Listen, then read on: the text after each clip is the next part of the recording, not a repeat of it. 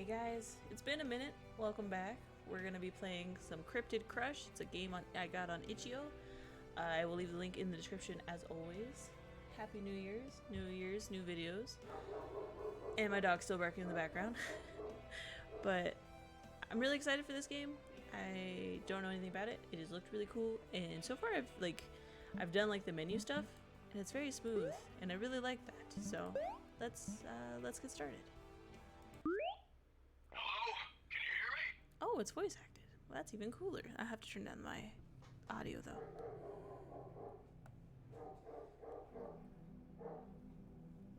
Okay. Yeah. Oh wait, I didn't mean to skip. Oopsie. You're wildly unprepared to enter this world, and I'd rather not see a human be torn apart by the fabric of reality.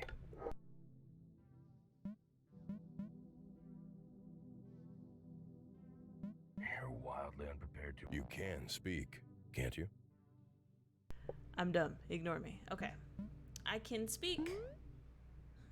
He's so cute. In any case, I'm going to ask, what's your name?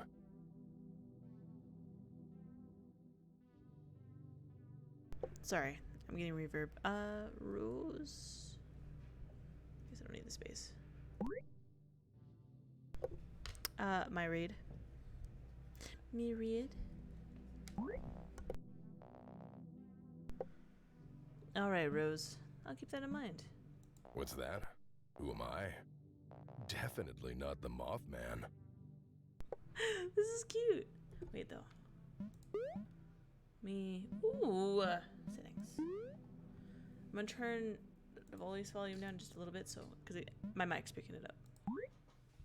Okay. Now, how would you like to be addressed? Is that too quiet? Let me turn it up, I guess. There we go. She, her, please.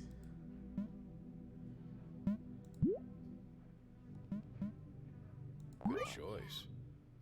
Definitely not the Mothman. Now, how would you like to be addressed? Good choice. Yeah, that's more me. Spicing it up, are you? Also, game difficulty. What kind of heat are you looking for? We're gonna do defaults.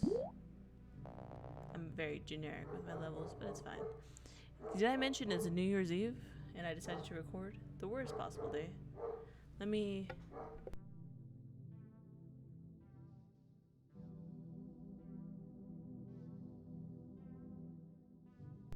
I see. Going with the intended difficulty. What's with the random questions? Well, those who lack a sense of self tend to disintegrate upon entry into this realm of existence.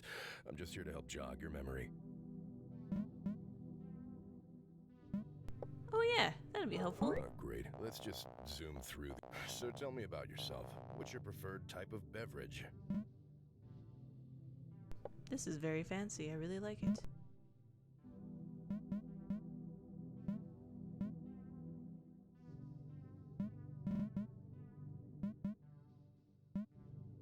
Water, but I'm not a nerd about it. Name one of your greatest weaknesses.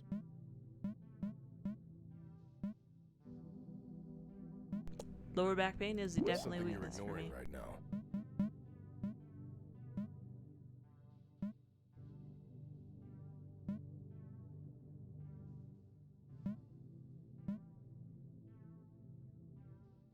Exercising. What would you say is your strongest quality?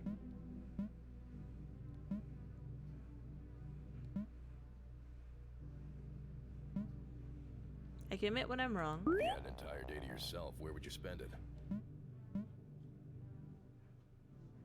Ooh. I don't view time as currency, so no, I don't spend If it. you were a cryptid, what would you be? Ooh. Sea monster, space alien, werewolf. Please. That's cute. Perhaps a ghost one day. Great, interesting. Now how do you envision yourself? Ooh. Okay. I said she, her, right? Yeah. Well, I'm not wearing glasses right now. Oh. I love this. Okay. More.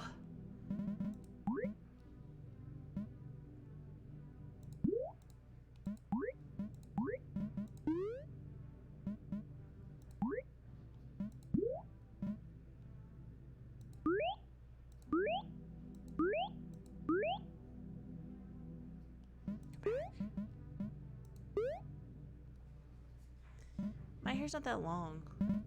I do like the options I'm given, though. It's very cute. Yeah. I'm done. It seems my time here is up. Good luck, and know this. I'm rooting for you. Thanks. Bzz bzz. Your phone startles you awake. A trail of messages scrolling down your screen.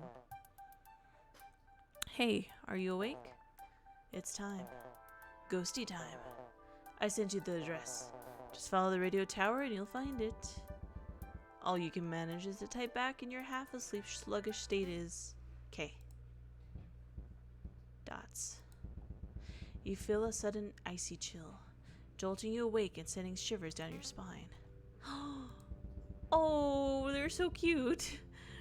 You see a large, fuzzy gray cat with 3 eyes and a flaming tail shoving her translucent paw through your face. Greetings, mortal. And she talks.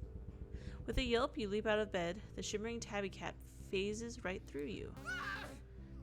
Can't you just be normal? You slept through 3 alarms. I was getting desperate. Okay. I'm awake and I'm running late. You rush around your room gathering everything you could possibly need for tonight. Oh, that's cute. You then run through your mental checklist. Don't forget your flashlight, bolt cutters, granola bars, and you squat down to tie your shoes and slip on your jacket. Opening the door, you step out into the stuffy hallway and march out onto your car. Wait for me.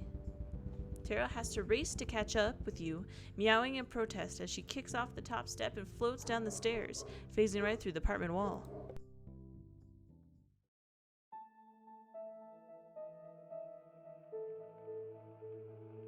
Chapter 0, Dead Air.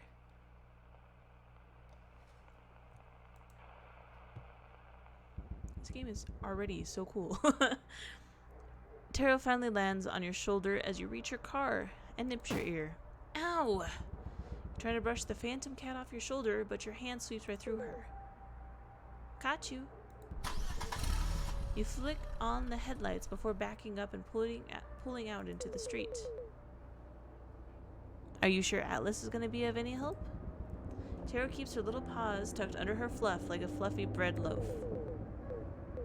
You know what they say about Mothmen? Excuse me? That they're bad omens? See, the audio is still not right. One sec. Oh,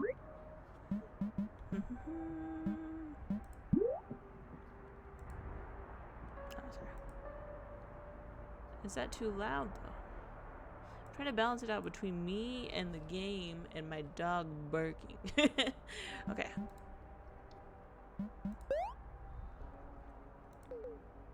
Bingo. Omen or not, I could use all the help I can get. Right, that nasty curse. You should really get that checked out. Isn't that your job? That's cute. You don't expect me to work on an empty stomach, do you? I'm feeling faint. Do you need me to stop and get you something? Oh no, don't worry about me. I'll survive. You're the one dealing with that wretched curse, not me. I don't feel any different. You will, and it's gonna be agonizing. You never mentioned that. I didn't want to scare you. Even describing this curse brings about evil. So, you can't get rid of it, you can't even talk about it, and it's going to be excruciating. Is there anything else you forgot to tell me? Well, there's a countdown. A countdown? That's right. It's a countdown to your imminent demise. That's not funny. I'm not joking, silly. How much time do I have? That's for a cat to know and a physician to find out. But that's why you're here, right? Being a cosmic guardian and all, you're meant to protect me. Absolutely. Your phone chimes, buzzing in the cup holder. Where are you? I'm on my way. Sheesh, unlike you, most of us can't fly. You fell back asleep, didn't you? I'm not nocturnal. Not with that attitude. So, do you see the station? Leaning forward, you glance upward towards the distant radio tower cutting through the night air. I think so. Is it just the 3 of us? Depends. How cool are you with devils? Pretty cool. Why? I have a friend who just got off work and was wondering if they could tag along. I figured I'd ask you first. Yeah, I definitely feel safer in a larger group. Booyah! Sweet. See you soon. Don't forget about the phantom frequency. Channel 013.1. Elkhorn Radio. I've got it. Thunk. The sound of feathers brush against the microphone and the audio fizzles out before Atlas squeaks. Sorry, I hit a lamppost. I'll meet up with you soon. Drive safe. Atlas hangs up. You picture Atlas wildly fluttering around a giant light bulb, and then it dawns on you. I forgot my flashlight. Looks like we'll need to make that pit stop and snack run. Rolling into view is a dingy-looking gas station named Al's Owl Niter. That's cute. Dozens of sun-bleached local ads plaster the foggy store windows, weeds sprouting through the cracks in the cement. This place looks safe enough, right? It's well lit at least.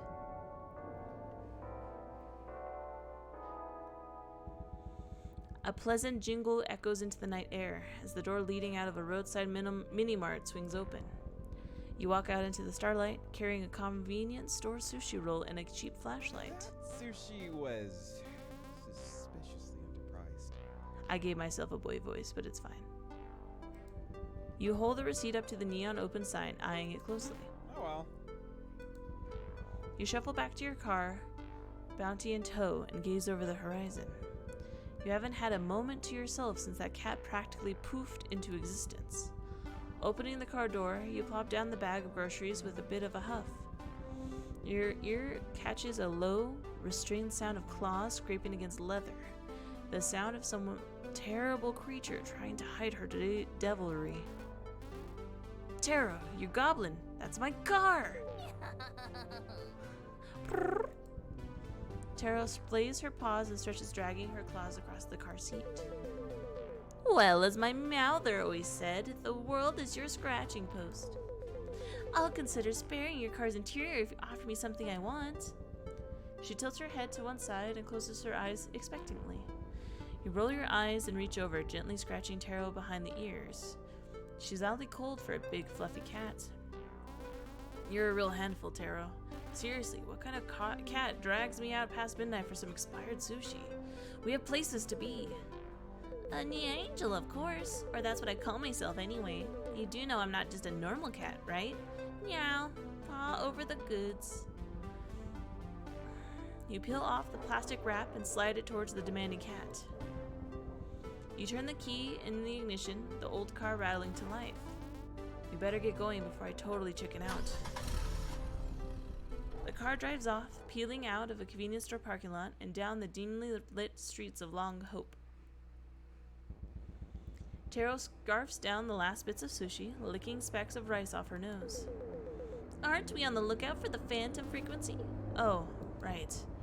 You slide your hand over to the dash and click on the stereo. The radio whirls on, with harsh static as it switches between frequencies until it reaches 103.1. The static is cut with a crisp and peppy tune, cueing the start of some sort of radio show. Good evening, Freaksters. I'm your host, Madhouse Mike, live at Elkhorn County Radio. What's that? Seems my producer's letting me know that I am, in fact, dead. Thanks, Steffi. Thanks a lot. So, before we get started, I just wanted to give a shout out to all my listeners. It is your support that keeps this show alive. So, as a thank you, I'll be starting tonight's show with some fan mail. Madhouse clears his throat for emphasis. Hey, lovely. You want to make thousands working with a flexible schedule from home? Of course you do. Join our loyal family and become the independent girl boss of your dreams. For a tiny fee of $1,200, you two can enroll in our courses and start feeding today. Join us and flourish, the Great Mother. Wow. Thanks much for that threatening and oddly fleshy letter. Seriously, this thing is meaty. You turn off the radio. Yuck. Didn't you mail in a fan leather? I wouldn't call myself a fan. Heck, I've never even heard of the guy.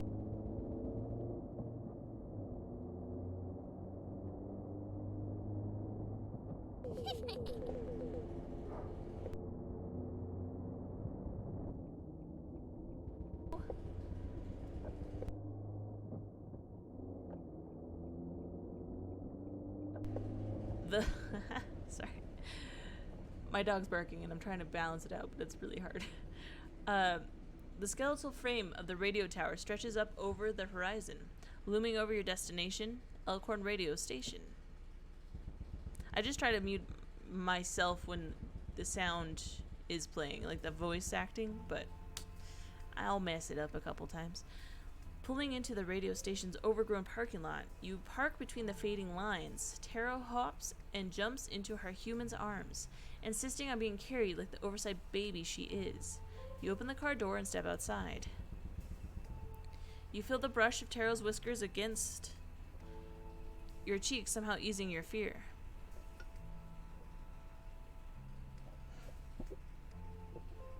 Trying to fix it. One sec.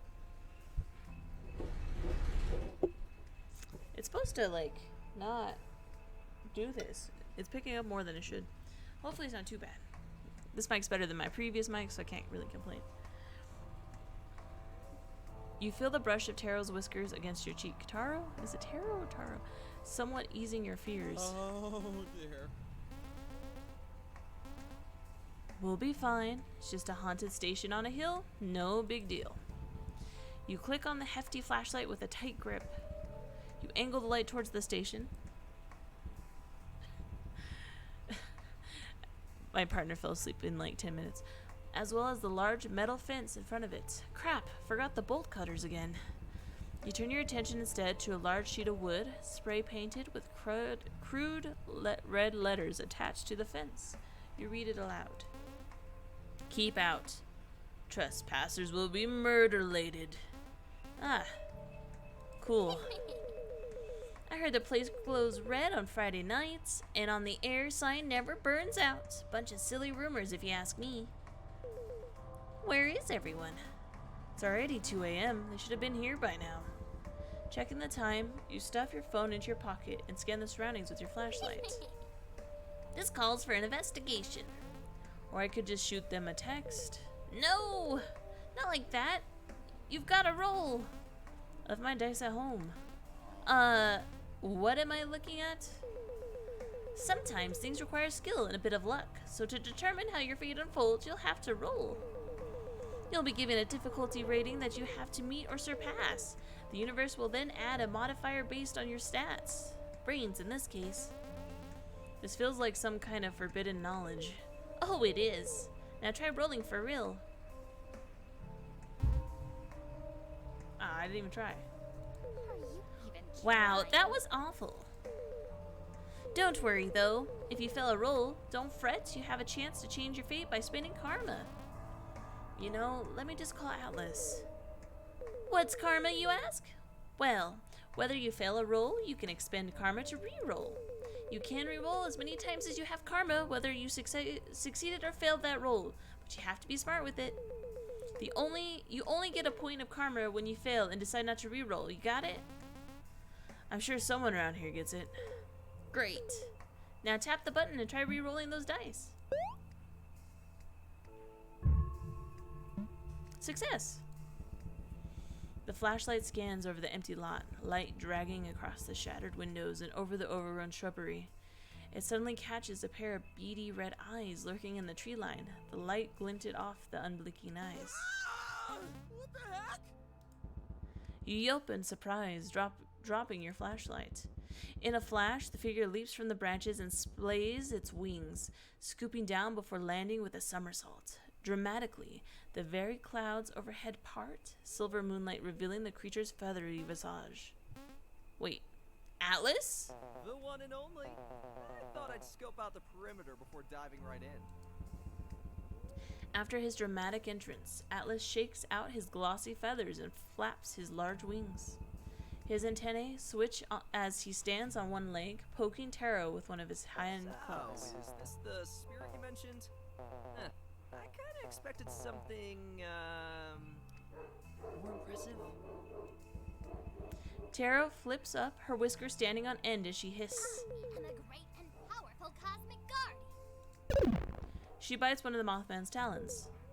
Marf. Rawr. Ouch, I am in immense pain. Alice pulls away, breaking out of Taro's grip. It's not too late to be haunted by something cooler, right? Taro's doing her best. You're just jealous you don't have a familiar following you around. Damn, if I had to pick, I'd want a raven familiar. Too bad ravens hate me. Alice bends down and scoops the flashlight off the ground. Here, sorry for startling you. Breaking through the greenery, a single blue flame casts an eerie light over a large, imposing demon striding into the clearing. A heavy pair of bolt cutters resting at their hip. Sorry to keep you waiting. Ah, it seems everyone has arrived. I assume Atlas spoke of me?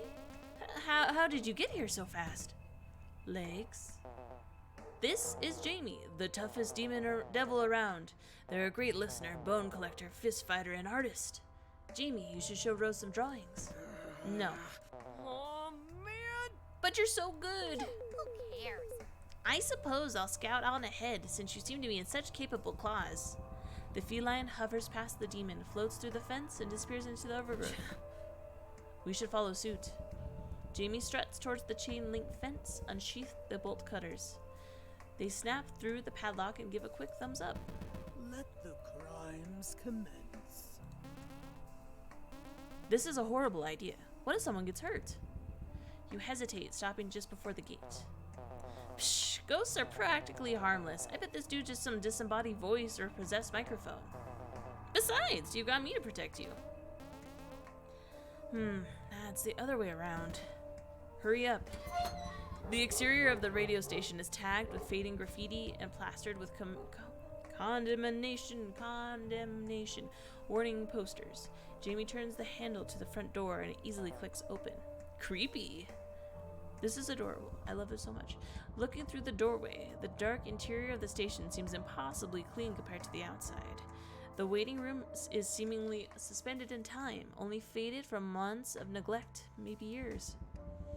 You shuffle in line behind Jamie as you examine the lobby. Stopping for a moment, you realize that you're the only one with a flashlight. All of you can see in the dark? Indeed. My eyes can pierce any darkness. I actually rely on my capitated antennae. With those big old eyes, my vision's super sensitive to light. Okay, it's not seeing, but more like smelling. You have got to be joking. Atlas, can you go a day without mentioning your insectoid parts? I don't mind, really. You twirl the flashlight in your hand, nearly dropping it in the process. Wandering around, Atlas tries the nearest door. After finding it locked, he shuffles over to the recording studio window and presses his face against the glass. Jamie kicks one of the trash cans over. Dozens of lime green soda cans come clanging out, scattering across the floor. For an unlocked haunted house, it is surprisingly untouched. I almost feel bad trashing the place. Where do you think we'll find the ghost? You turn into the ghost frequency, right? Alice gives a reassuring nod. It's fine if you didn't. I'll catch you up. So the show was basically this radio host, Madhouse Mike, reading ghost stories and urban myths off a script. It was all super cheesy, and I loved it. Anyways, he's the ghost we're looking for. Madhouse was an expert on the supernatural, so I'm certain he'll know something about your curse. Mike is playing a character, Atlas, who knows what the guy is like off air.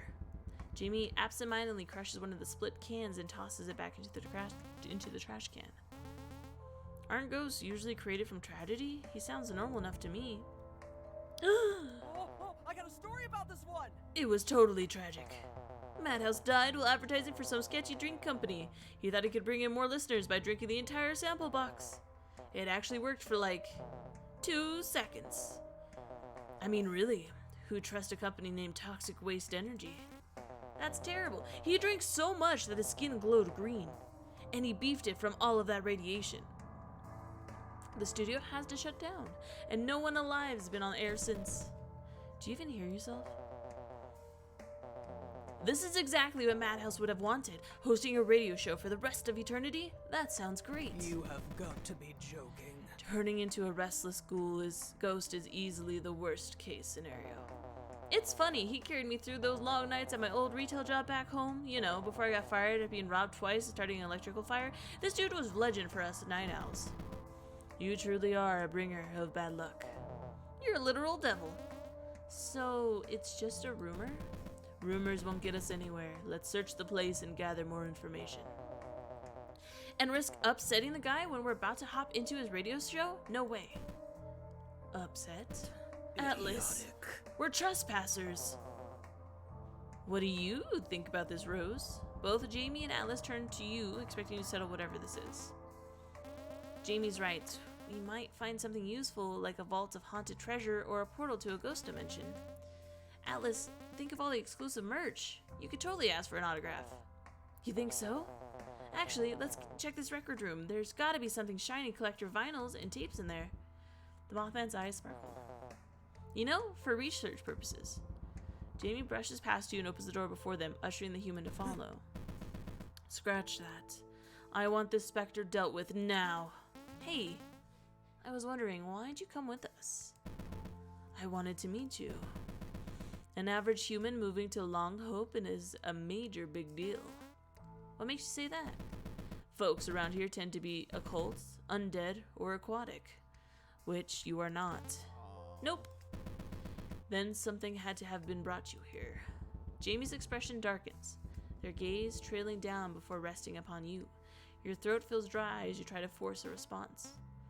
Well, I've known Atlas since like forever. He helped me unpack. No, something worse.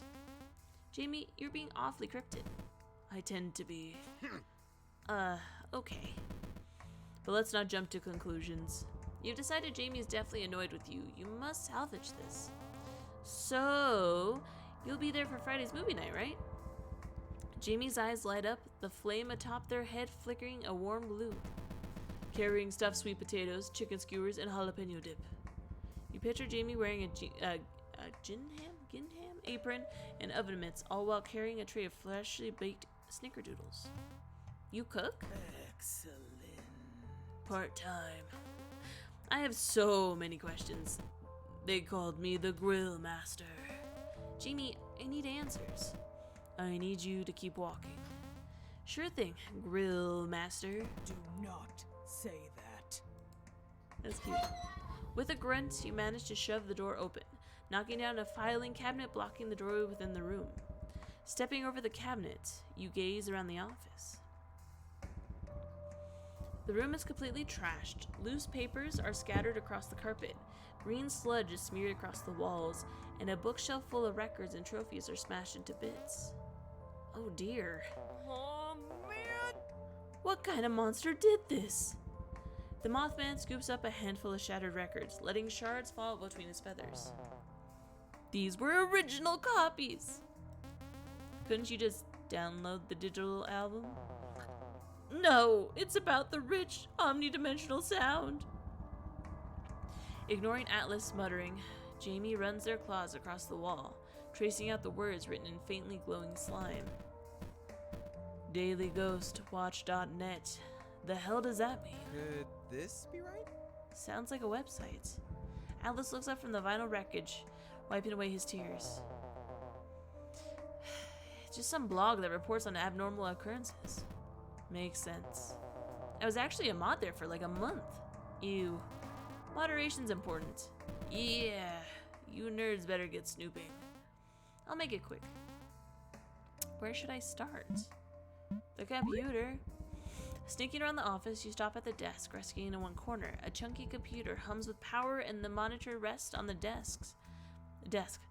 A single sticky note slapped on the screen. It reads, "Password, death-proof," is in messy pen strokes. You click on the monitor, which blinks on and flashes a group photo of the studio members before spluttering out again. Clicking on the monitor once more, you click the minimized webpage and are greeted with the ghost hunting forum. Someone seems to have scoured the page, leaving comments and even arguing with users wandering the new username Radio Ghost 1. Wonder who that is. Any foreshadowing in the comments? One comment reads, "This guy sounds so cool. I wonder what he was like in life." A response underneath the same username reads, "Great post. Heaven's really missing out." Scrolling down, you see the Radio Ghost 1's been banned for self-advertising. You're about to check the other tabs of the computer, but you are cut short as something cold brushes against you. Turning around sharply, you see a human-sized figure crafted out of empty toxic waste cans sits in the dusty office chair. The figure has a marker mouth hanging open in a smile, its head built from a half-crushed water jug and paper clips strung together like hair. A name tag clipped to the forehead reads, "Debbie." This is seriously creepy. Alright. Let's go. Success. Let's see here. You return to the computer to resume checking it out. The other tab left open was for a site called Boohoo Answers. Question: how to banish a ghost. Hi, I've got a ghost living in my house and it's been 8 years. I've tried everything. Psychics, priests, investigators, you name it. He won't leave. Help. Ask him to pay rent, but raise the price each month. Hang in there, sweet pea. If you need a medium to set virtual recessions, I'll share my website with you and need an extra resource. Good luck. Dude, same. I've got a bloody ghost in my bathroom mirror and she won't stop knocking on the glass. What does she want? You'll want to take on a red marker and draw 2 touching circles. Why are they all Western? I don't know. You'll want to take a red marker and draw 2 touching circles followed by a long oval connecting the shapes, preferably on the wall. The act is protection words which will banish any spirits. Didn't work. Also, fuck you. Want to know my secret? Garlic bread. I eat like 6 sticks a day and haven't seen a single ghost. You really think it's that easy to exile a vengeful spirit? If it were that easy, I wouldn't be here. You're all frauds. See that the user has been permanently banned. Atlas stands near the door, scrolling through his phone. Apparently, the Daily Ghost wrote an article about Elkhorn Station. The Mothman skims over the blog post. Dude, they didn't bother mentioning Mike by name. Does that matter? Mike's just a faceless green poltergeist to these people. See? Literally no face. Alice holds out his phone, showing off a blurry green mask, wearing a hat and a hoodie. It's difficult to make out. Isn't that how the whole cryptid gig works? I guess you're right. Jamie shrugs and turns away from Atlas, their tail knocking over the small trash can, spilling the contents over the floor. Whoops. So I re-rolled for no reason. Oopsie. Let's see here. You hear a muffled voice and put your ear against the wall to listen in better. Debbie, quit putting garbage in the fan mail. I'm not reading any more scams. There's a long pause before the voice picks up again. Look, I was wondering. It's about my work hours. You see, usually I'm sharper than a wolf bite, but the past decades feel rather dull. I was thinking maybe I could take a break. I'd spend that time reconnecting with the living part of me. There's a drone of silence before you hear a muffled slap and the sound of a can crippling in someone's grip.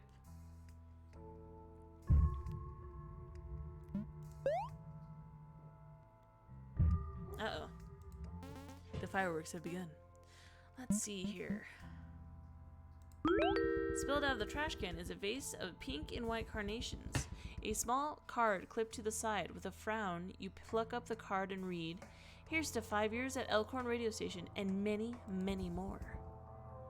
Glancing over the card, Alice scoffs. Oh, that's bad.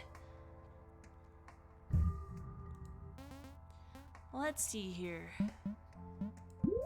Following the trail of papers, you stop the smashed trophy case with the words, "Stinks worse than Momo," sprayed painted in red over the whole thing. It seems to have held a variety of commemorations and awards celebrating the radio entertainment and the radio entertainment that the station had broadcast. You shift through the destruction, only finding the remains of awards to obscure bands and talk shows like Shark Infinity, Tiny Red Panda, and DJ Bean Angel. Nothing about Madhouse, though. Looks like Mike's really taking this personally. Dude, Shark Infinity record here? Recorded? God, I struggled so hard the past 5 minutes. Yay. Let's see here. You look to the corkboard nailed to the wall, taking notes of the various pages tacked to the board. Marker mustaches are scribbled over a single group photo. A man wearing a red hoodie scratched out entirely. A printed out calendar is pinned in the wall with August 21st circled and labeled. Doctor's appointment. There's even a coupon for a free case of toxic waste energy tackled on the corkboard. Tearing off the coupon, you bring it to Alice, hoping for some insight. What's this? Hold on a sec. Oh, that's the drink that killed Mike Madhouse. It's that infamous soda brand known for its insane caffeine content. You immediately regret asking, but decide to keep the coupon anyways, just in case. This is my last one! So, last one.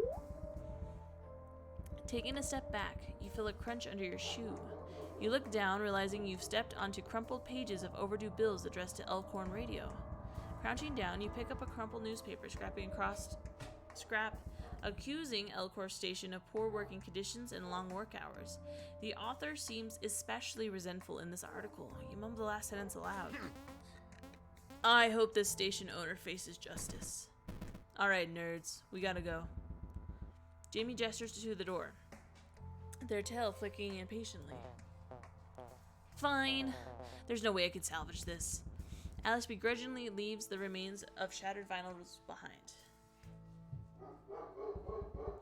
Atlas briskly marches ahead. You walk like a pigeon. Following Atlas's voice, you and Jamie turn the corner and stop abruptly. He's fiddling with the doorknob. It's totally jammed. Atlas is cut short as a hand shoots out from the door, grabbing at the moss neck fluff. It stops confused and slinks back behind the door. Guess I scared him off? The door suddenly vanishes, leaving Atlas tumbling into the studio. Well. What took you so long? You three totally left me hanging. There is a career killer in this line of work. You could have at least rescheduled my producer. You mean the jug-headed abomination back in the office? Ah, so you met old Debbie. Not much of a talker. Madhouse Mike laughs at his own joke. Suddenly blinking into view, Mike appears at his full ghoulish glory. You're really real! Of course I'm real. You think I host a radio station just for kicks? I've been walking on special guest slots for ages. Waiting, sorry. Oh my gosh! Mad Mike House! I said Mad Mike House. Alice takes a sharp breath, absolutely starstruck at the sight of his hero, a real urban legend. I'm a huge fan! Alice looks up at Jamie, who's blanking, staring at Madhouse, a wild look in their eyes. Jamie, don't! We're here to join you on tonight's show and ask you some questions. I don't think it'd be a good idea. Madhouse pauses. To turn down such big fans. Except you, the one with the ram horns. I don't deal with devils. Bold choice of words for a dead man. You're a fire hazard. Sorry, Jamie. I understand. Weak-willed spirits tend to fall faint around me. Atlas does a giddy fist bump to himself and stands up straight. Sweet! Yes, this is business. I am a serious business boy.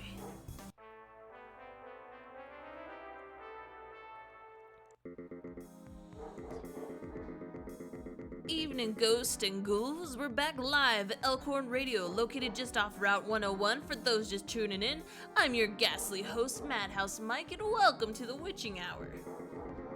We've got a special treat tonight. Guests from the realm of the living. Why don't you introduce yourselves? Mike makes a nod, cueing the two in. Lex, if you're listening, you owe me $20. Dude, now's not the time. You whisper to the Mothman, shooting him a glare. I'm Rose. This is Atlas. We're both big fans. Whoa. Wow, you got guts moving into a town full of cryptids. I guess so. Were you scared? A little, but I know I'll be okay with my cosmic guardian around. A what? My ghost cat, Taro. Taro? She's mean to protect me, but she tends to do her own thing. Where's Taro anyways? Sounds like you got a real affinity for spirits. And a knack for trouble. You elbow Atlas, and the two of you exchange cheeky smiles.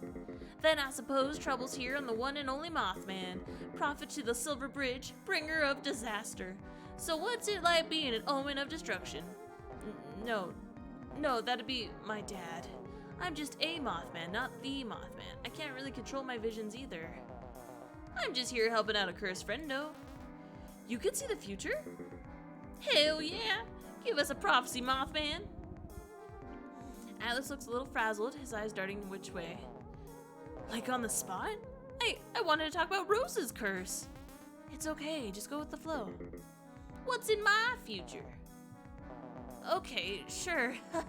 yeah, I can try. Closing his eyes, the moth folds his wings and tilts his head to one side, as if he's trying to listen into something. Nope, never mind. I can't do this. Why not? I guess ghosts just are too dang hard to read. Can we move on to the next bit? Seriously? Sorry, man. It was worth the shot. You feel a little underwhelmed. What about my future? Rose, you're gonna oversleep and wake up with a headache. Aw, man. You're definitely underwhelmed. Any tips on how to set these things into motion? How am I supposed to know? Fate is stupid and impossible to figure out. Wow, real inspiring stuff, little dude. Mike waves his hand around, shaking his head with a smile. No, that's... Mike waves his hand around, shaking his head with a smile. I'd say we move on to our next segment. How about some episodic callbacks? It should be a total breeze for such big fans. Yep, I'm a real mega fan. Episode 15, which undead horde did we interview on the show? You sit there quietly, shuffling your feet and tapping the counter, unsure what to say. A ghost cat? Spooky spaghetti. Bloody bones! The Mothman throws a wing up into the air, explaining the answer. Folding your arms across your chest, you slink into the chair with a scowl. Perfect! This is a spicy one. In episode 26, who was Bigfoot's secret lover? The Frogman. The Goatman. Not bad. Though you really ought to give your friend here a chance. Mike snickers. I'm a little underprepared here. Right. God, I'm getting ahead of myself. It's season 1's finale. What news broke that night?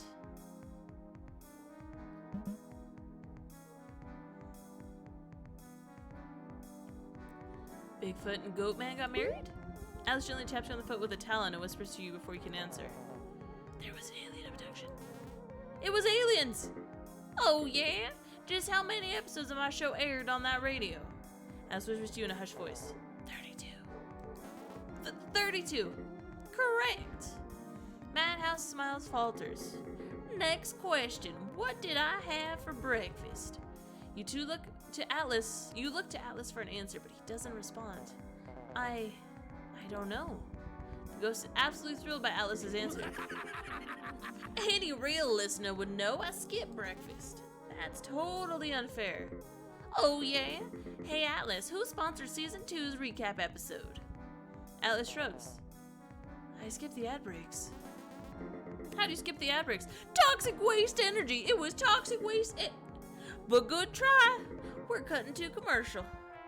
He points at Atlas. Why am I so good at this with this country man accent? I'm mad at myself a little bit. Like, why is this my... You. Me? You'll be helping me out here. Wow, okay. Now y'all know that I love toxic waste. In fact, I drank so much that my skin turned green. But I can recognize my own biases, so I don't just take my word for it. Atlas, pal, why don't you try out the newest flavor, Beyond the Grave? A can of toxic waste suddenly appears in the Mothman's grasp, as though he had always been holding it. Alice grips the can in its claws and cracks it open, letting the green foam trail down his feathers. Yeah, sure, but this lukewarm sort of literally kill you? You give me an autograph, right? Just drink it. He takes a sip. The moth drops like a rock. Oh my god, -6 health. So what do you think? I'm sure we're all dying to know. Suddenly, Atlas perks right back up and wipes away the green liquid trailing from his mouth. Wowzers! I feel like my skeleton could jump out and dance a jig. Seriously, Beyond the Grave will knock your socks off. You jump up from your seat. Oh, wait, what's going on? What did you do to Atlas? Chillax, it's only temporary. Assuming you can get through the next segment. It's my time for my favorite game, Fake or Folklore. Can I just say, I really enjoy our time spending together, Maddie. Anyway. Why don't you explain the rules, Flyboy? Atlas jitters unnaturally, his antennae twitching as he speaks. Sure thing, Maddie. The rules are easy. Mike here will describe a cryptid and you have to guess what it is. If you get it wrong, you'll suffer a tiny penalty. If you're alive by the end, you win. Penalty? I'm guessing you'll kill me if I refuse to play. No way! I'll just be keeping Atlas as collateral, so by all means, leave your precious Mothman behind. I could use a co-host. Fine. Saving right quick. I'll play your stupid game. You plop back down into the cushioned office chair and fold your arms. Now's your chance to really let your knowledge shine. Couldn't have said it better myself, Flyboy. Now let's get it started with some fake or folklore. Question 1. Sighted in 1971, the Missouri monster Momo is known to scare off attackers with what? It stinks. Don't they smell really bad? I think they'd starve people off with their stench. Well, that's certainly an answer. Come on, are you even trying? You're completely right. I've gone softer than a marshmallow. Question 2. Old Epharium, a cryptid found terrorizing Logan Canyon in 1923. What was its creature? A big bear. Why is that the red?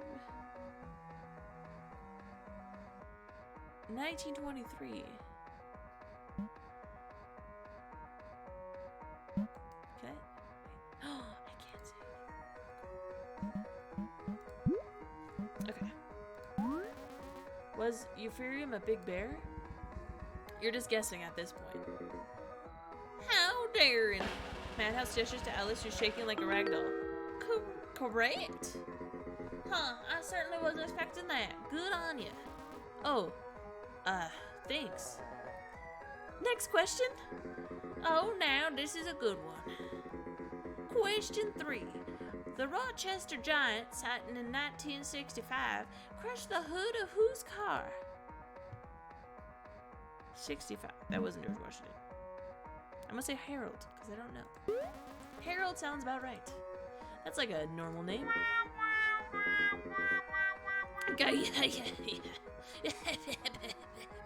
You totally fell for it. The Rochester Giant doesn't exist. Bzz. Wrong, but Maddie, you're totally cheated. So what? You flinch from a sudden jolt of pain aching through your body. Ow. I think we have time for one last question, as an encore to the folks at home. Mike leans into his microphone, lowering his voice to a low growl. Do you know what happens to cheat us?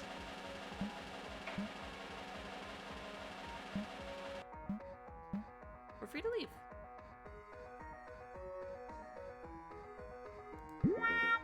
Of course, waltz on out of here. Why don't I hand over my wallet whilst I'm at it? I make the rules. It's my show, my rules, my game.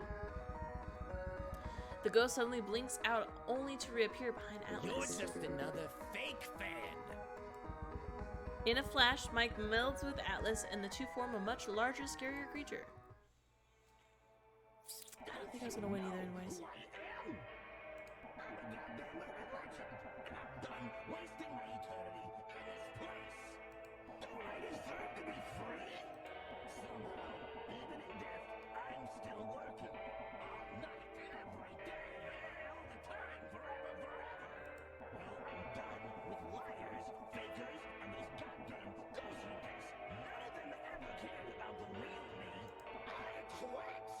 No more graveyard shifts, no more management, and no more fake fans. Do you know what happens to fake fans? The cryptid laughs, taking a wobbly step forward. Atlas staggers forward and swipes his talons through the air, narrowly missing you. You roll off your chair onto the floor, and without realizing it, you sprint for the door in an effort to simply stay alive. Atlas, what about our Friday movie night? Atlas can't hear you. We were gonna watch the extended edition of that one fantasy trilogy with the director's commentary. The Mothman goes rigid and his antennae flick forward. And subtitles? You fumble with the doorknob trying to get it open. Atlas' left leg jerks to one side, almost toppling the Mothman over. He takes another step, but trips over nothing like two drivers fighting for the same steering wheel. Are you crazy? We can't just combine cryptids. The Radio Man moth sounds fucking stupid. Jamie, help. The Jersey Devil clambers into the room confused. They look around only to watch the possessed Mothman jerk and jitter towards the duo, muttering and clawing at his own feathers. What? Did Atlas get taller? That's the first thing you noticed? This is unforgivable. Aw, not used to being the armrest, huh, Shorty? This isn't a contest. You're right. Feelers don't count. I think now it's time to fight. But that'll hurt him. So now you care. Gosh, Rose, I thought you were supposed to protect me. Huh? Let's make this quick.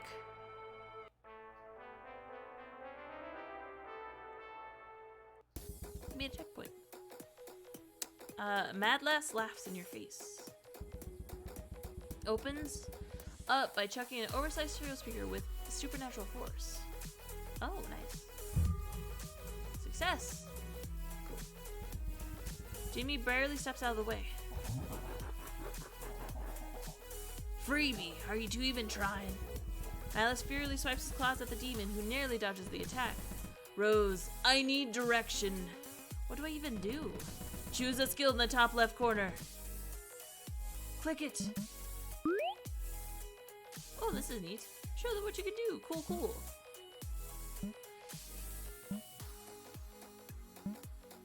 Okay.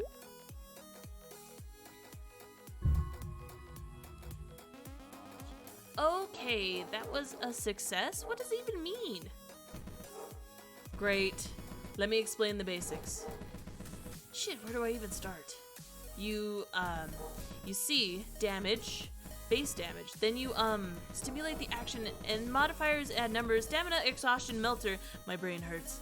Hey, it's okay. Take your physical special. Is my nose bleeding? I can't do this. If it hurts Alice, I would cry and I would never forgive myself. Oh God. Alice, help! Not my problem. No, I'm not explaining shit. Shut up and fight me. Please. Okay. Seems Alice's innate desire to overshare is more powerful than any supernatural force. What do you need to know?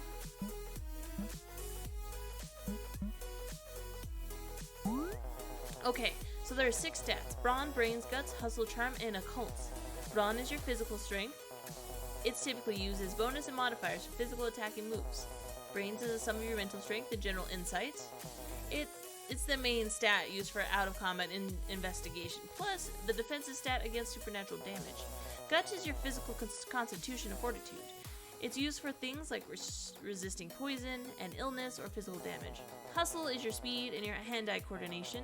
It's used as a modifier to avoid many attacks as well as determine aim and effectiveness or of a split-second action. Charm is your charisma and likability. It's mostly used for convincing people of things and swaying hearts. Occult is your attunement to the supernatural. Any magics or unnatural abilities outside the realm of physical prowess use occult. These stats are the modifiers used in rolls, as well as damaging calculation for whatever move you're trying to use. There are stats also exclusive to combat encounters such as POW mod, PDF, and SDF. POW mod refers to additional bonuses in attacking power whenever damage circulation is involved. POW mod is a flat bonus added to damage. PDF, SDF are similar power except for a flat bonus to defense against attacks. Damaging is split into 2 types, physical and supernatural. Physical attacks being resisted by guts and supernatural attacks being resisted by brains. Anything else? I'm just gonna Great. A lot to think of. I think that's everything. Hey, Jamie. It's okay. Get his ass. Jamie's totally fired up, the spark of determination gleaming in their wild eyes. It inspires you too. Maybe things will work out. Maybe you can do this. Let's save Atlas. Death approaches. Alright, Mad Lass freaks out. I need a breather. Jamie closes their eyes and the flame between their horns casts a cool light over their allies, mending some of the wounds. It's time to fight. Oh, now it tells me. Nice.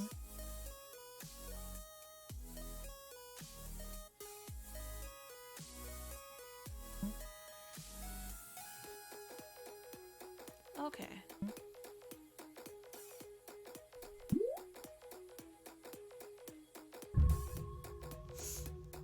Forgive me. Swiping their hand through the air, Jamie unleashes a raging bolt of blue hellfire. The magical flame blazes out of control. Eee! Everyone takes damage. Jamie! Time to fight.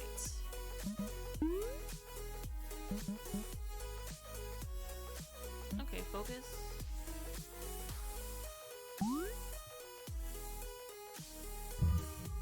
Success! Nice. With a deep breath, Rose takes a moment to gather her thoughts. I've got it! Karma increased by 2. Madhouse cackles as he chuckles an oversized stereo speaker at Jamie.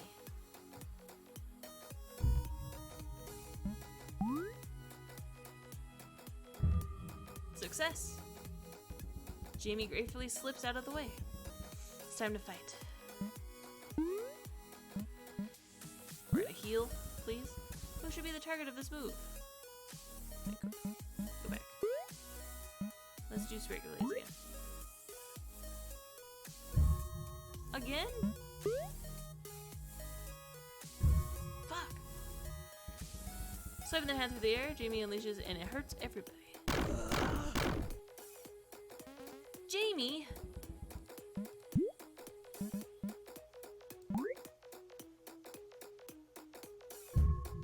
Success. I've got it. Karma increased by 2. Okay.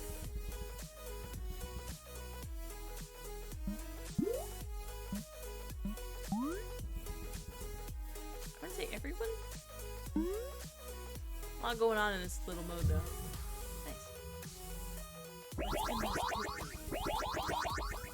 Jamie closes her eyes and the flame between the horns blah, blah, blah, and everyone gets healed. Okay, we're getting there.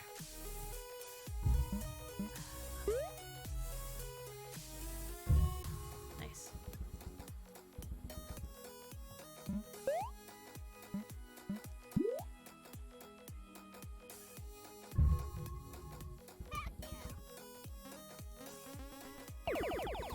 My computer's barely keeping up.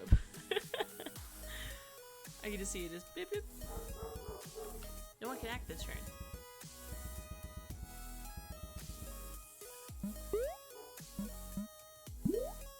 We're getting there. Failure. Homer. Ah. What am I supposed to do?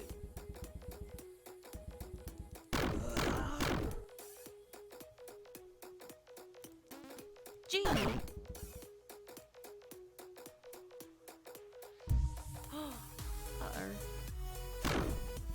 Good news, she's not dead. She was bonked over the head.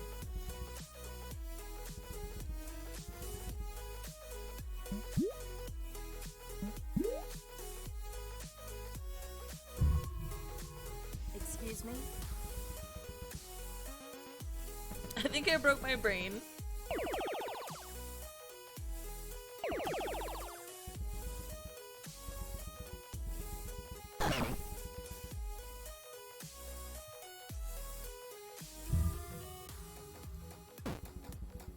Oh.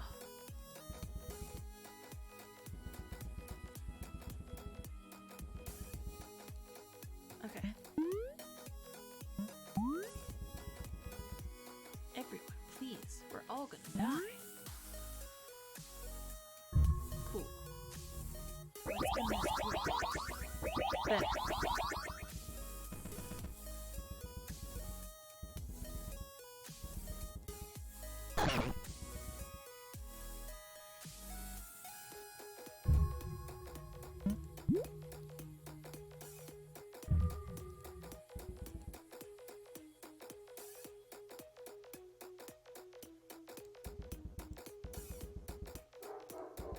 can't believe they have fireworks already. Okay, time to fight. Oh, okay, hurt. I need to deal medium damage. Let's go. Do it again. Nice. I bash him with a thwack.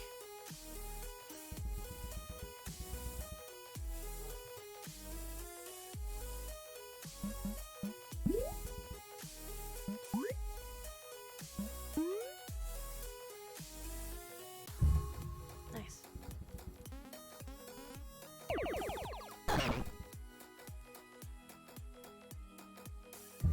Nice.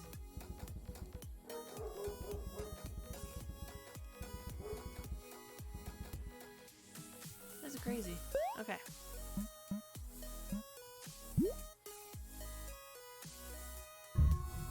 Nice. Repent in hell! Ooh. Yeah! You losers really thought you could defeat me. What a joke! You're looking at the next Mothman, baby. Yeah! Not a Mothman, but the Mothman. No more patronizing stares or shifty glances. Just sheer crystallized terror. I'm a legend. I'm a demon. Alice pops back to normal. I'm a little lightheaded. Know your place. The door to the studio buckles, splitting open. A monstrous tarot bursts into the room. With a triumphant meow, she knocks Alice to the ground. Sprawling out onto the floor, all battered and dazed, Alice hacks up a mouthful of toxic waste. Taro, what the hell? Atlas, are you okay?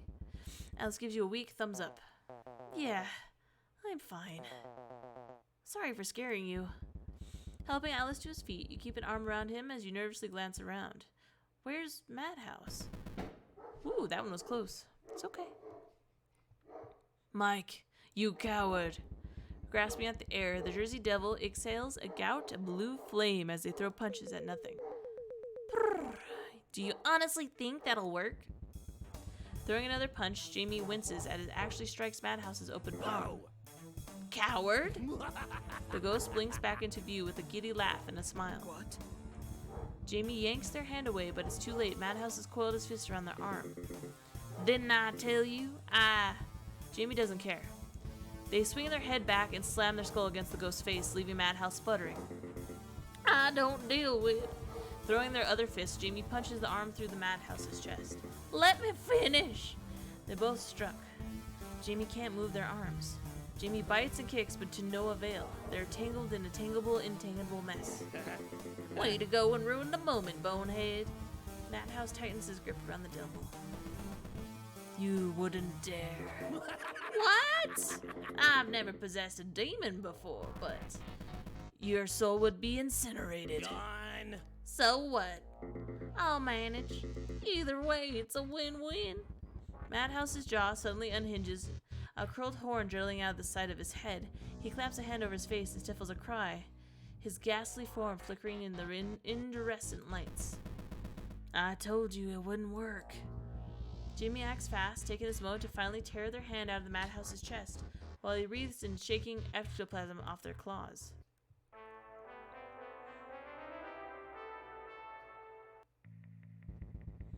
Madhouse gets an encore.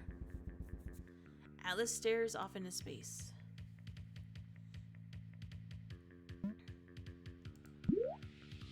We're gonna focus hard out.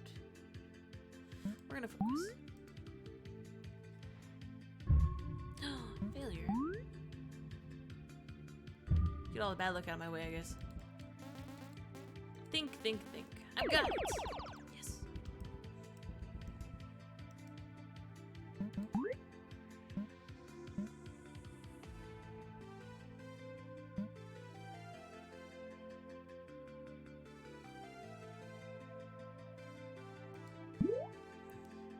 Kinesis?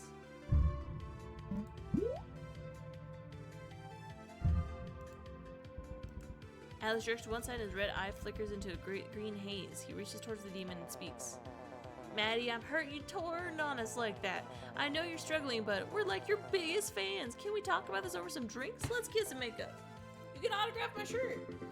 I don't know you. The drink at the Mothman. Madhouse is struck down by a crushing supernatural force. Madhouse grabs his chest and wheezes. What the hell? Atlas staggers back and shakes his head. Huh. Almost broke the game. Madhouse takes 10 damage, and Atlas coughs up ectoplasm, taking 3 recoil damage. Madhouse's brains is lowered by 2, currently negative. Madhouse looks at Taro and slashes his claws through the air. This is for the fans.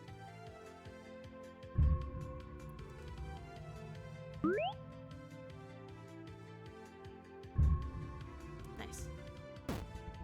Taro comes out mostly unscathed, taking 1 damage.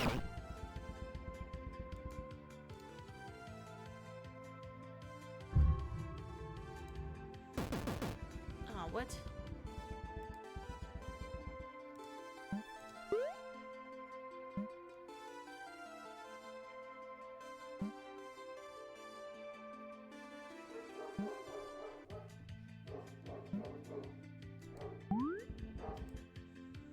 Who should be the target of Atlas, please? Take care of my little buddy. Thanks. You've got so much junk food to live for, Atlas! Rose uses the power of positivity to heal Atlas for 3 health. Atlas daydreams about having a raven familiar.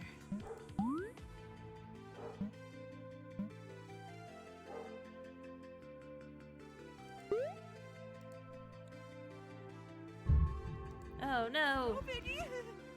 Atlas thinks of ways to get Jamie excited, but can't come up with anything good. Go beat them up or whatever you do. The effort is there. Thank you, friend. Ah, nice. Nice. Madhouse preparing an attack. Atlas stares off into space.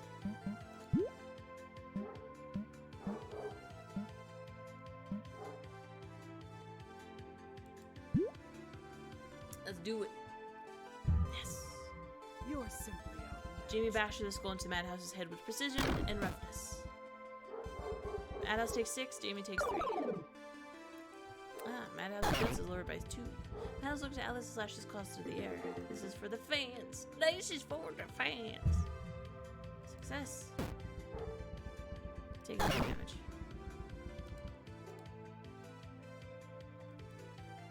Oh no. My homies. Okay. Tuna defender.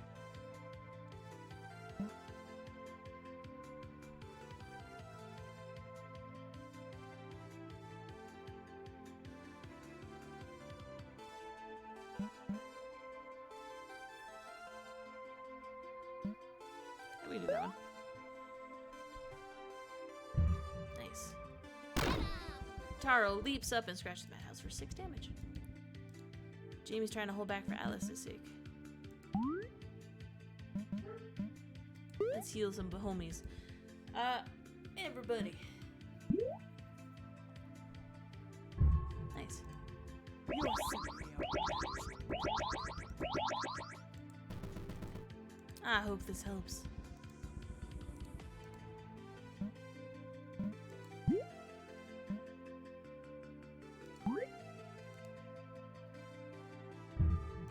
Nice.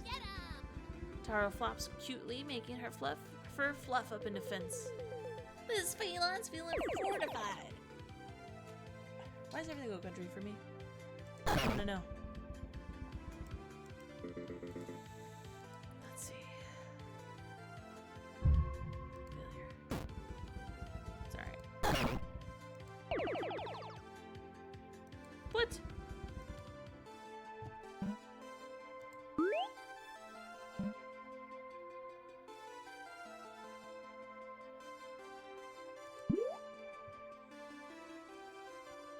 Interesting.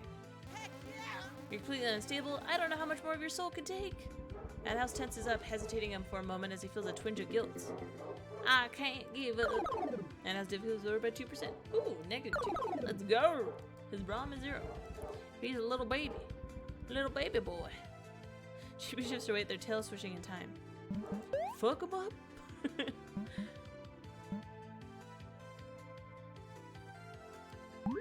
Let's do it. Do it again. One more time. Heck yeah. Reaching up, Jamie cups the flame and destroys them, decimates them even. Madhouse engulfed in pale blue light and takes hefty 11 damage. Jamie whispers to the flame resting in their hand. It flickers before exploding in a ray of hellfire. Thanks, little friend. I wanted to believe you loved it here, working your dream job, but now I know it was a total lie.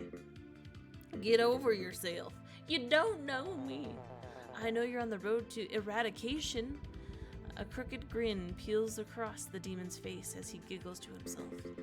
You saw my future back there, didn't you? Huh? No, I can't. I didn't. You're one shitty liar. If you keep this up, you're gonna die. Like, die. No one cares. Madhouse looks to Atlas and slashes his claws through the air. Taro steps in the way of the attack. No need to fear. Taro is here. Taro comes out mostly unscathed, taking 1 damage. Eat this, Jamie. Grating his teeth, Mike jerks to one side and lifts a loudspeaker with his mind. Taro steps in the way of the attack. Girl, you going hard. Taro catches the spear and throws it back at Madhouse, who takes it in the face and takes 4 damage. Nice. You look to Jamie nervously. Can I use my words? Hell yeah.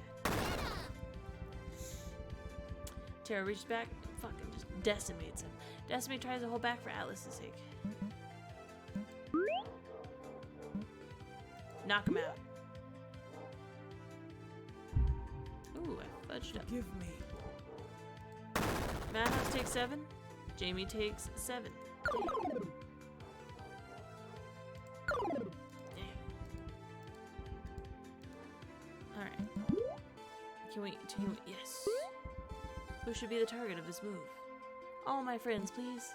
Please work. Okay. Rolling dice is stressful. Look at that, we're all healed. Perfect timing, too. Eee.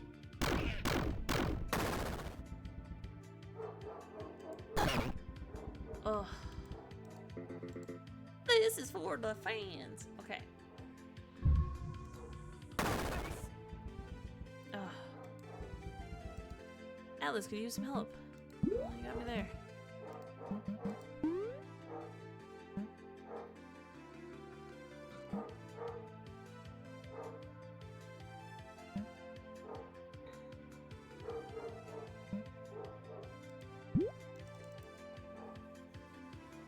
Okay, that's alright. My bad.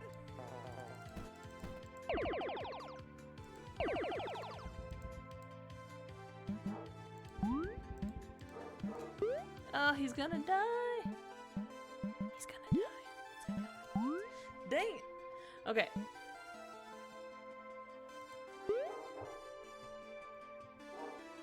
Nice. You're completely unstable. Madhouse wants to cry. I can't give up. Lower by 2. Current 0. Okay. Madhouse's turn is delayed by 1. Alice could use some help. I know. I'm trying. Tuna Defender. What's that one? That's why she's jumping in the way. Perfect. Success!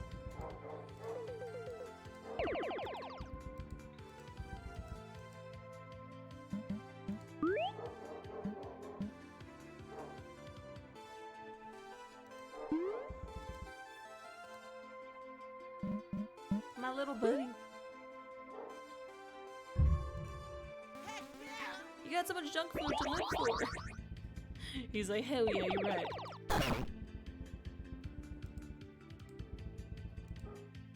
Taro steps in to protect everyone. What a good kitty. Wow.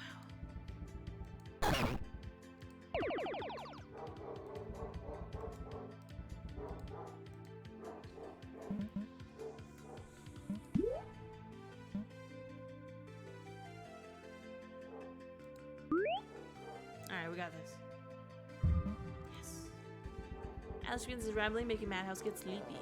In episode 304, Slangnar, the werewolf lover barbarian, it's revealed that the Slagnar's mom is actually... No, dude, stop. It's too dorky. Getting sleepy.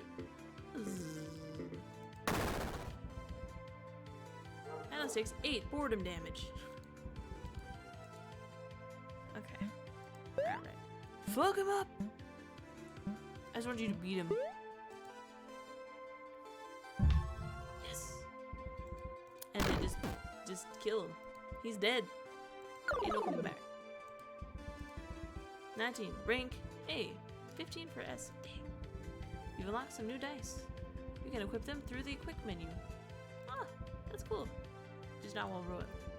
Future updates will include more in-depth explanations on the differences between dice sets, but the main thing you'll want to keep in mind is that the dice set changes how much karma you have to work with, and the numbers you typically roll. You're the real deal, huh? Guess that's a wrap, folks. The ghost form flickers, Madhouse crumbling to the floor in an ectoplasmic heap. Let me finish this. Jamie steps forward, fire roaring in their eyes. No! I still have questions. You take hold of Jamie's arm, trying to hold them back. Is that all you really care about? You're all so clueless. Snapping up, Mike musters up the last bit of strength he has and lashes onto you. You're coming with me!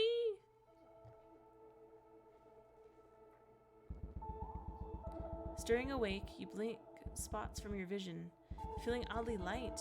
What is this place? You furrow your eyebrows and shield your face from the pale white light. You glance down and see a harsh green outline below. It's Madhouse with a stunned look on his face and a firm grip on your ankle, holding you in place. Let go of me! No! You'll disappear! Isn't that the point? You want me gone. You kick and squirm, trying to break out of the specter's grasp. Hold on. Wait, just chillax for a second. Reeling you in like a kite on a string, Madhouse finally lets you go and quickly looks away. Look, it's no big deal. I just drag your soul out of your body and set you adrift in the void. You mean I'm dead? Yeesh! It sounds a lot worse when you put it that way. Where are we? Drifting in a doorway between the spirit and the material world. I usually wake up here if I pass out at my desk for too long. Now give me your soul. No, you give me your soul. Nah. Why'd you drag me in here? What do you want from me? I need you as a vessel to escape. Don't you feel bad for me? Come on, you've seen the movies, you know how this ends. I can tell you whatever you want. What's that about a pesky cuss? Punch off his head. You ball up your fist and awkwardly shift your weight as you glide through the air. Squeezing your eyes shut, you throw your fist forward and it connects, knocking Mike's hat off his head. Mike grasps for his baseball cap and keeps it firmly planted onto his head. Yeah! You're an asshole. Ow, my nose. How'd you even touch me? Mike brings a hand to his face, feeling the empty space where a nose would be. You dragged me into this hell dimension. We're both ghosts. You throw your arms over your head, gesturing around the empty vacuum of space. Of course I feel bad for you, Mike. You deserve to die, let alone become a monster. Now you're totally acting like one. Mike is stunned, unsure of what to say. So, if you're going to eat my soul, you might as well do it already. Gladly. But I don't think you will. The Phantom backs off. You're right, I can't do this. Why not? I don't want to hurt you. I just should have put any of your thought into this. I'm just a little guy, a little birthday boy. Don't know what else to do. I want to escape. What if I end up and disappear? And all I have is this job. I can't remember my old life. I can't even remember my own face. He tips his hat down, covering his eyes. Damn it. You're not gonna disappear. Tell that to the other defunct nobodies out there. If you really want a fresh start, you can start a podcast. It's like a radio show you could carry in your pocket. On your cell phone? Mike perks up in a slight twinkle in his dead eyes. You go to take out your phone, only to realize it's back in the material world. I'll show you later. Even if you are a jerk, Even if it means anything. If it means anything, I think you're worth more than this crusty old station. Mike hesitates a moment before throwing his arms around you, giving you a big hug. Thanks for not giving up on me. That's sweet. You don't have to be the Elkhorn Station poltergeist. Not anymore. Not if it makes you miserable. Sad dots. Get out of here. More dots. This is all your fault. How is it my fault? You knew bringing a human here was dangerous. Says the ghost gobbling demon. Ah, right. Toto, where the hell were you? Who cares? I was there to protect my human, and that's what matters. You did the bare minimum. Bite your tongue. I knew everything would work out. Stop lying to yourself, Atlas. But I really can't see the future. Then prove it, mothball. Shush, look, Rose is waking up. Ugh, I feel terrible. Thank goodness you're okay. Taro leaps in your arms, nuzzling against your neck and purrs. That's my human. More importantly, that lonesome ghost is gone. Jamie lets out a sigh of relief. Yeah, let's get the heck out of here. You don't respond, a lump forming in the back of your throat. Trailing behind the group, you stare down the ground, listening to the cold gravel crunching underneath your shoes. Slowing to a stop, the group reaches the car, watching as you dig around in your pocket and pull out a set of car keys. Blah, blah. The crew takes one last look back at the abandoned station. You watch as cracks and vines climb up its walls. The radio tower starting to rust over as the gleaming red beacon at the top flickers, then blinks out. Is something wrong? You look distressed. Jimmy places a clawed hand on your shoulder. Oh yeah, it's cool. Don't worry about me. Do you mind if we catch a ride with you? My hooves are killing me. And can we crash at your place? I'd rather not risk waking my housemate gossip at this hour. We don't mind. The more the meowier. Don't just answer for me. Well, m'lady. I figured you could use the company. I do love sleepovers. Fine, not like I have a choice here. What's wrong? Is it the Gus thing? He's a sweet guy once you get past the shedding. No, I don't know how to feel. I didn't get any answers about this stupid curse. I nearly died, and now my one source of information is gone. Good information anyway. I'm a great source of information. Every rumor holds a speck of truth, like eating spiders in your sleep. Alice, that rumor was debunked. I need you to know this. Oh, thank God. For real though, are you guys okay? I'm great. Tired. I'll be okay, just really sick of the color green. Boy, I hear you. But it was kind of cool being the tall one for a second there. You and Jamie exchange worried glances. Nah, I still prefer you pin-sized. Yeah, let's never do that again. Don't worry, little guy. I'm sure you'll look cool.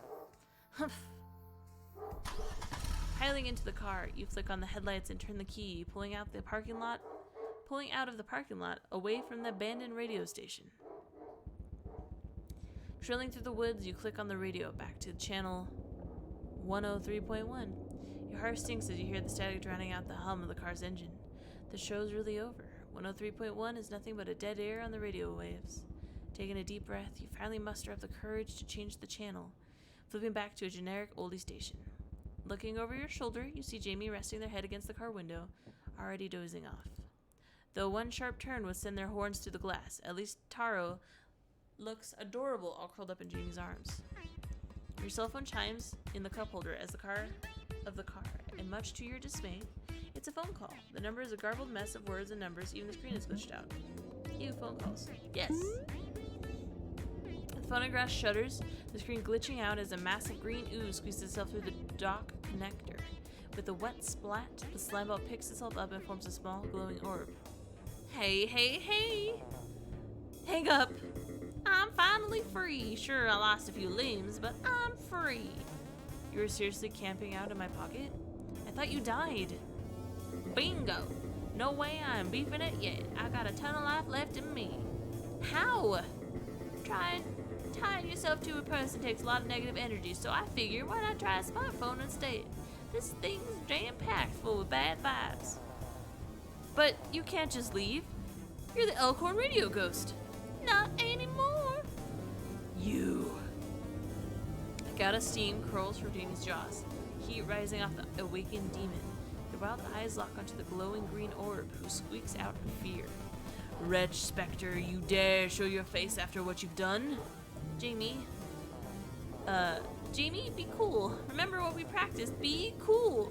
Hiya, bonehead.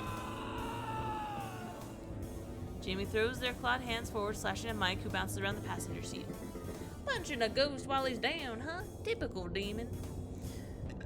The ghost darts around the car, taunting the demon while frantically dodging Jamie's claw swipe. Rose, eyes on the road. I'm trying. I'm going to devour your soul. Watch me out! Coming up fast, a hulking figure stands wide-eyed on the road, staring blankly at the car racing towards them. Atlas frantically grabs at the wheel. The car skids forward, squealing as you slam on the brakes. Crunch. Dots. The shock of your harsh brake hits you. Your senses begin flooding back all at once. With each newly regained sensation, you fear the worst. You expect to smell smoke filling the car, feel an air blade smothering your face, or taste the tang of blood in your mouth. Luckily, none of that is the case. The car and the passengers within it are mostly unharmed, save some mental scarring. Jamie and Atlas attempt to regain their composure, while Taro's shocked expression tells you she'd probably had 8 lives now. You gaze out the windshield, which dawns a crack across its face. Your vehicle is stopped in the middle of the road, and before you stands a big, scary dog. Taro squeezes herself under the car seat, cowering. Oh gosh, oh geez. Atlas unbuckles, kicks the side door open, and scrambles out of the car. Is everything okay? Everyone? Oopsie.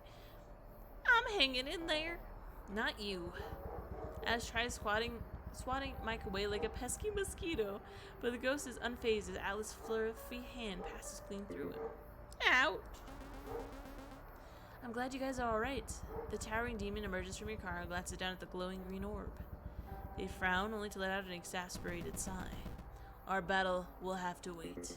Yeah, I'm really looking forward to it. Mike blips back into your phone. Please keep that horrible, hasty monster away from me.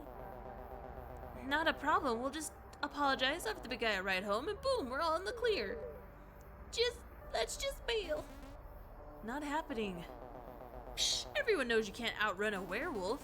I wasn't worried about that. Mothman glances around and picks up the largest stick he can find. Do you have a death wish? Don't worry, Jamie. I've got the reflexes of housefly. Idiotic. Okay, Mothman. Alice turns away from Jamie and immediately begins to poke the heaping pile of fur with the stick. Hey, buddy. Are you alright down there? I'm just gonna stand over there, away from whatever you're doing.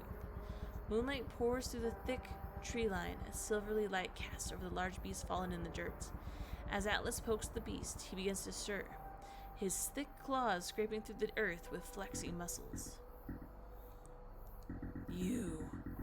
The werewolf picks himself off the ground, rips the stick out of Atlas's grip, and snaps it in half. Hit me with your car!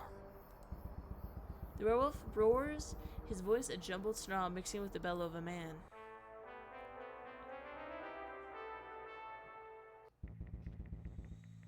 Oh, another fight, huh?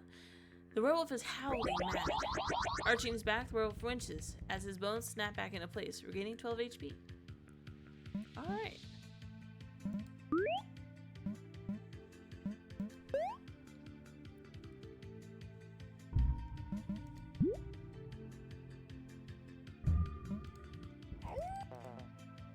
It's not a full moon.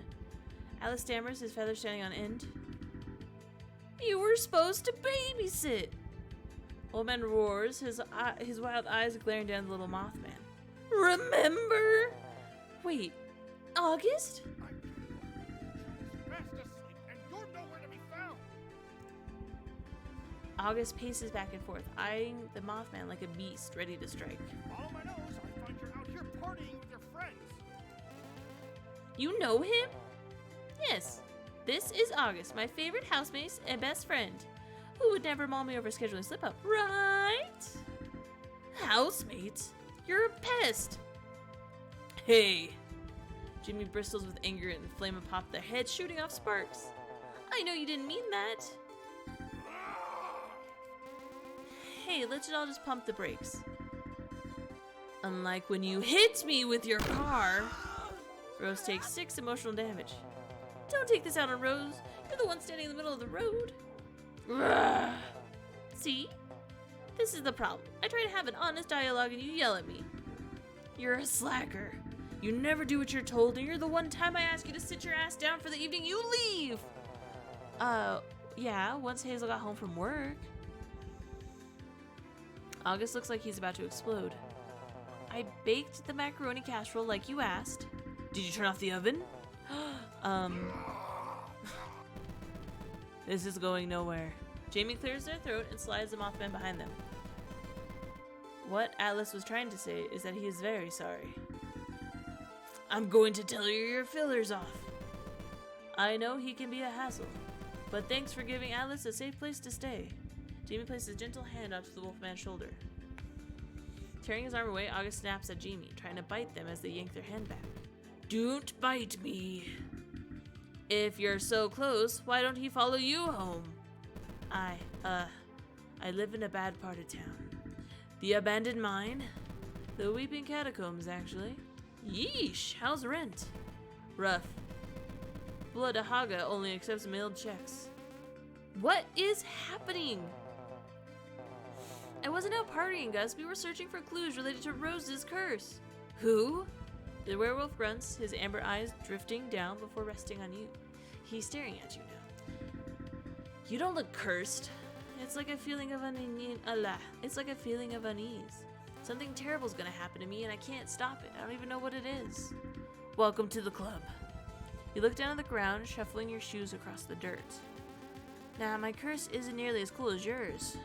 Cool? I mean, yeah, a little bit. Little cool curse. You got a little cool curse? My phone died, and I had to plug it in. Ridiculous. Bending to the whims of a celestial body isn't something I call cool. It's tragic and dangerous. I guess. No way! Werewolves are cool. Oh yeah?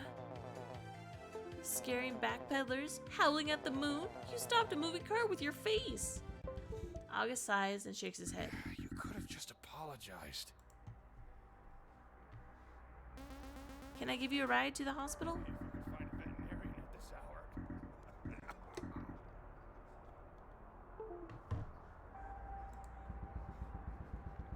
The Wolfman's gruff is cut short by a sharp yelp and he winces. August, don't die. I'm sorry you were counting on me. I should have been responsible. I'm not gonna die. It's my stupid curse wearing off. Oh. What moon phase are we in? The first quarter. Ah, now that explains it. Explains what? August's monstrous form begins to waver as he starts to trudge off, leaving him teetering forward before dropping to one knee. He takes a sharp breath before collapsing onto the ground, totally unconscious. You know absolutely nothing about cryptic care and aren't sure how to help. Should we take him to a hospital? Does Longhope have a hospital? They have gas stations, sushi, so they had to have hospitals, right? You want nothing but to face plant into bed and never speak of this again. Well. While you losers were busy fighting, I called emergency services. Some cab from Hocus Health Center and Potion should be here any minute. I suppose that answers your question of the state of healthcare in the cryptid world.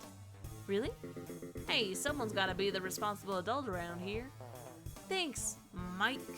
Yeah, whatever. Jamie turns towards the ghost and smiles awkwardly. Madhouse scowls in response. You were a formidable foe, Madhouse Mike. It was wrong of me to attack you in your current state, considering the unfair advantage.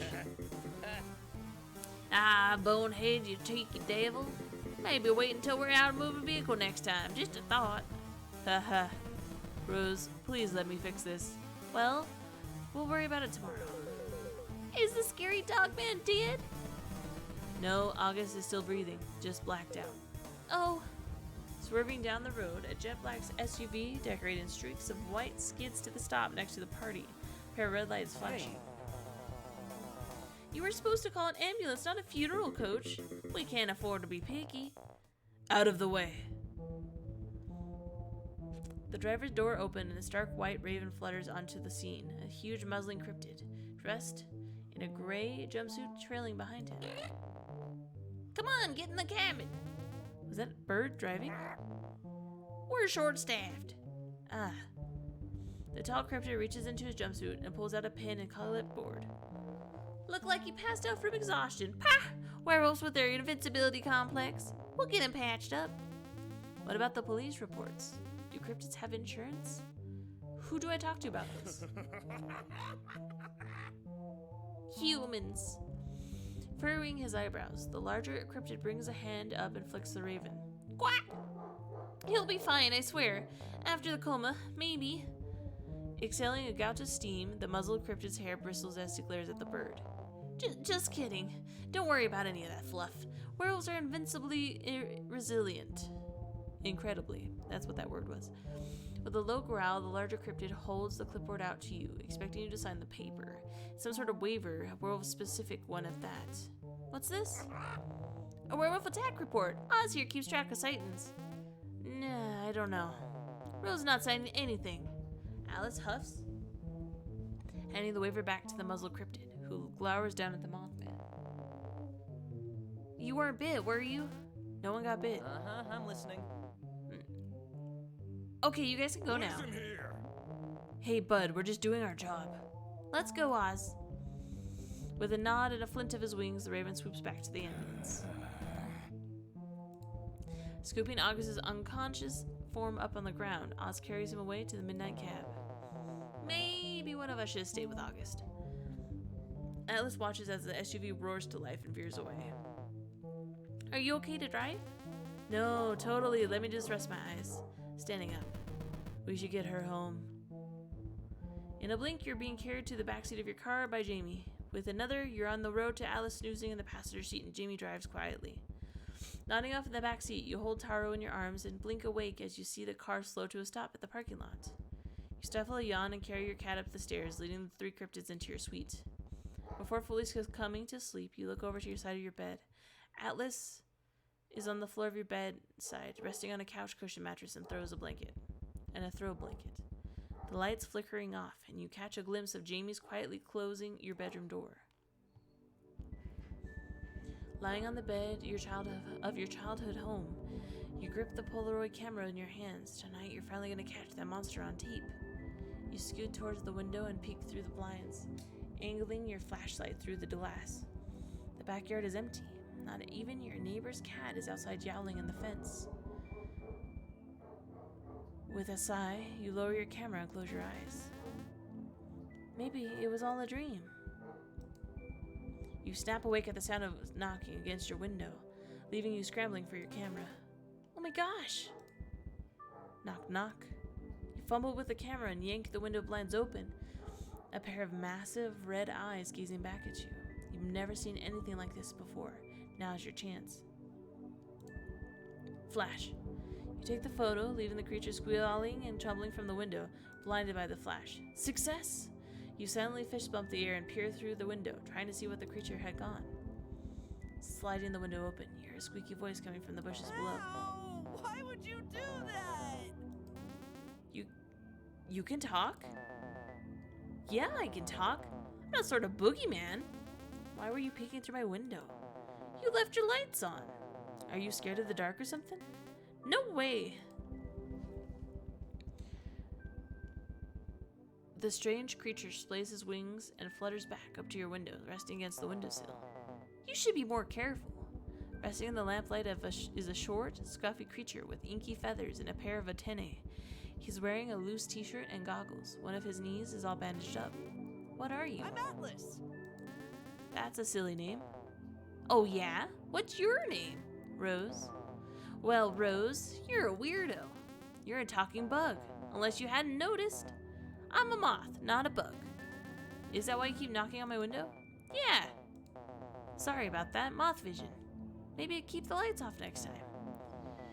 You never know when it might attract. Like what? Cryptids like me. Click. Atlas perks up his feelers, flicking to one side as his gaze shifts, glancing over your shoulder. He blinks. Look, I've gotta go. Hearing footsteps creaking towards your room, you look towards the door. Atlas? You glance back at the window and find the Mothman is gone. A low growl rumbles from the hallway. The door to your room, creaking open at the sound of footsteps, is replaced with a dragging, scraping sound. Huh? Slinking into your room is the outline of your mother's shadow. But instead of flicking on the lights and scolding you for staying up past bedtime, she lets out a wheeze and a twisted jumble of words leave her mouth. Mom? Lights out. Mom? You clutch the camera in your shaking hands and angle it up towards the shambling creature. The shadowy creature takes on a different, more nightmarish shape. A dozen blue eyes peeling open from its flesh. The shadowy creature growls and squeaks, trying to make out words you can't possibly understand. You never see anything like this before. Now's your chance. I'm scared. Mom? You clutch the camera in your shaking hand, angling it towards the shambling creature. You can't take the photo. Your mind is splintering. You can't think or move. With one last breath, you slump to one side and your vision slaps black. Ooh, spooky. I'm sorry. You're awoken by the sharp yowl of Taro, who's staring down at you with a scowl. Oh, for goodness sake. Taro, you were thrashing around in your sleep and kicking me off by the bed. Had an awful dream, and Atlas was in it. Yeesh, that does sound awful. Are nightmares a common thing with you? Not since I moved out. You're exhausted and more than grumpy this morning. Well, I'm glad you're awake. Taro brings a paw to her chin and thinks for a moment. You can describe your dream while you fix me breakfast. You sure? It's a doozy. Rolling out of bed, you nearly step on Atlas, who's asleep on the floor. Let the lad sleep. Taro slowly floats towards the sleeping Atlas and bares her fangs, a twinkle in her eye. Let's pluck him. Let's not. Tiptoe around the Mothman and go about your usual morning routine, showering, getting dressed, all without waking up Atlas. Somehow. So, about that dream you had. You describe the nightmare to the little phantom cat as you pour yourself a bowl of cereal. Wow, that is bad. Nightmares are supposed to be giant vacuums or eating dry cat food. Dry cat food? Yeah, brainless stuff. Nothing too scary. You need something to ward off those bad dreams. Yeah, with healthy diet of a regular sleeping schedule, I get it. Maybe I'm just stressed. No, silly. It sounds like your dreams are being invaded by an otherworldly force. Okay.